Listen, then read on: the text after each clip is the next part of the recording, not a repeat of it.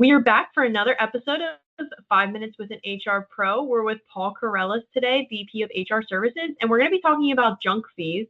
So, Paul, do you want to start us off and just tell everyone what a junk fee is and what you consider that?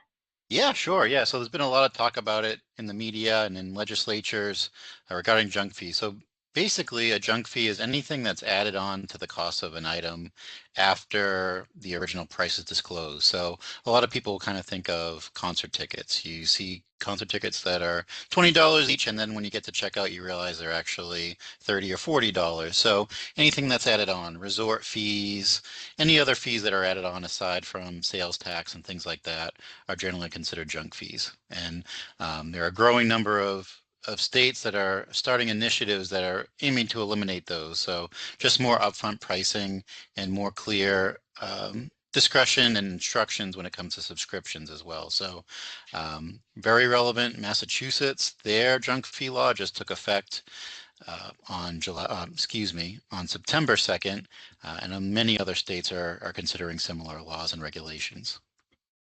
So definitely lots of people could be affected by this. So what should HR professionals be considering, and what are next steps, and what should people think, do, call?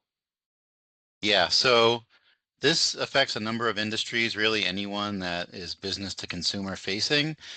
Really big for restaurants and hospitality industry. So some of the things that are targeted in this include things like kitchen appreciation fees. So a lot of restaurants aim to be progressive, create some compensation structure for back of house employees, folks working in the kitchens. So you may have seen it when you dined out that there was maybe a 5%, 10% fee added to your bill for that went to the back of house or the kitchen employees. Under these junk fee laws, though, at least in the Massachusetts version, those are no longer allowed. So unless you're adding it to the actual menu price, you're going to have to rethink how you do that. They are allowing still mandatory service charges for large parties. So you'll see that like an 18% gratuity automatically added to parties of 8 or more or something like that.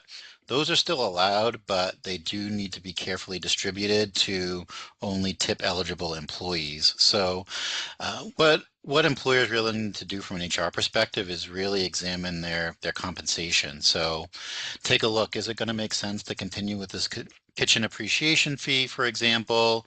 If not, do we need to kind of modify our compensation to our kitchen staff? Also taking a look at your tipping policies and your tipping plans. Are those still compliant in light of these new regulations? Perfect. Well, thank you, Paul. And again, we have an awesome team of HR professionals here that if you want to talk through this or you need help, we're here to help in any way possible. So reach out. We'd love to talk, and we'll see you next time on 5 Minutes with an HR Pro. Thank you.